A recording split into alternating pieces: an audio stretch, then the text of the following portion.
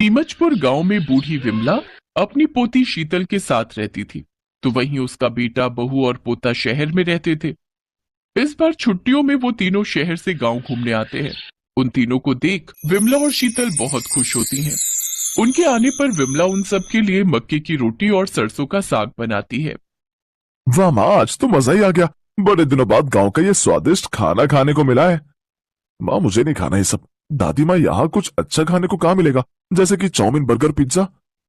ये सब खाता है तू, तभी अपना शरीर देख कैसे ढोल की तरह बस फूलता ही जा रहा है। अरे दादी माँ, अभी मेरी उम्र ही क्या है, तो जिम जाकर एकदम फिट हो जाऊंगा। ये शहर के बच्चे भी ना एकदम बिगड़ चुके हैं।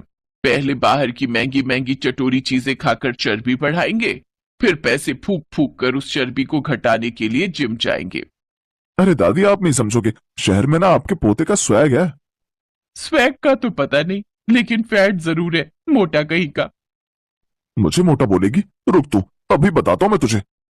माँ, मैं तो खुद परेशान हो चुका हूँ इससे, लेकिन यह है कि बाहर का खाना छोड़ता ही नहीं। इसे तो आदत हो गई है अब बाहर के खाने की।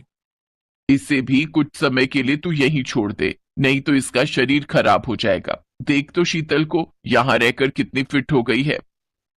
मैं नहीं रहने वाला यहाँ। पापा, आपने तो कहा था हम कुछ दिन में वापस जाएंगे। किसने कहा? पापा मम्मी 1 महीने के लिए यहाँ रहने आए हैं।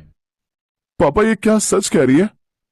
हाँ बेटा, इतने सालों बाद आए हैं तो अब 1 महीना तो रुक कर ही जाएंगे ना। पापा, आप मुझे 4 दिन बोलकर यहाँ ले आए। अब मैं बिना मोमोज बर्गर के कैसे अपने दिन काटूंगा? ए शीतल की बच्ची, जाओ, मेरे लिए मैगी पास्ता रखा है बैग में, उसमें से कुछ बना ला। ये मैगी पास्ता खाकर ना तो बस पेट ही खराब होता है। मैं तेरे लिए दाल चावल और सिलबट्टे पर पिसी हुई धनिया की चटनी लेकर आती हूँ। नहीं खाना मुझे ये सब, जा तू वही बना जो मैंने कहा है। कुछ देर बाद शीतल रोहन के लिए मैगी बनाकर ले आती है। रोहन वो मैगी खा लेता है। फिर शीतल भैंस का दूध निकालने के लिए चली जाती है। तभी रोहन भी वहां आ जाता है। अरे भैंस में से दूध तो कोई भी निकाल सकता है, मैं तो चुटकी में निकाल लूंगा। ओ मोटे, तुझे आता भी है दूध निकालना?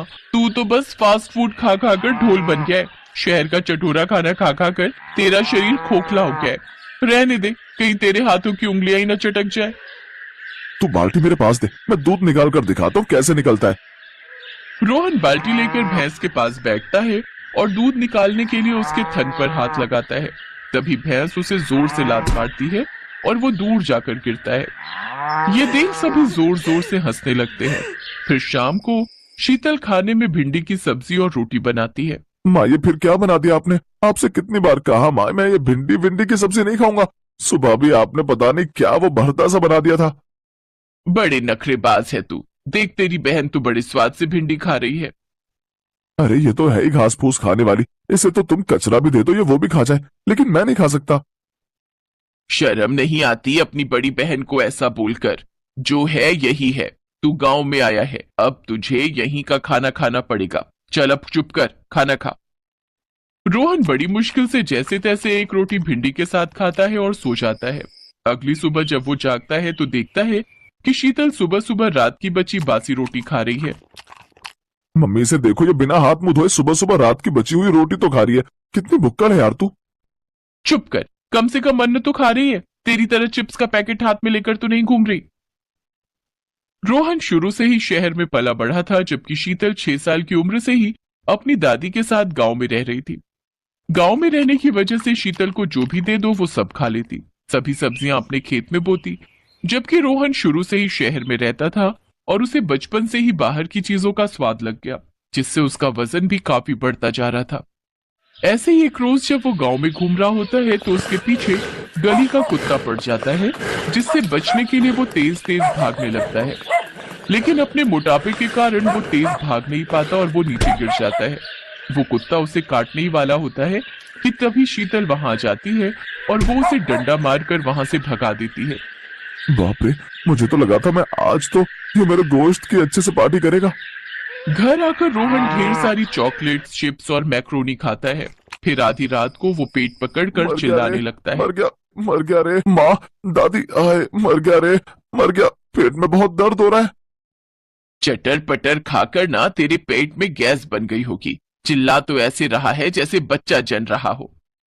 सच में पापा, बहुत तेज दर्द है, मुझे आप डॉक्टर के पास ले चलो।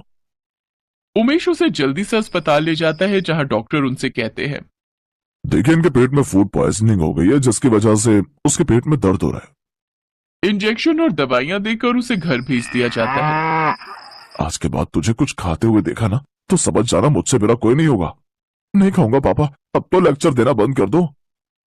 आप सब चिंता मत करो, अब से मैं इसे सुबह सुबह गाय का कच्चा दूध, खेत की हरी हरी ताजी सब्जियां और उबला हुआ खाना ही दूंगी। आज से इसका खाने पीने का ध्यान मैं रखूंगी। अब रोहन तबीयत खराब होने की वजह से घर का सादा खाना ही खाता है, जिससे कुछ ही दिनों में वो काफी हेल्दी और फिट भी हो जाता है। शहर और गांव के खाने में जमीन आसमान का फर्क पड़ता है।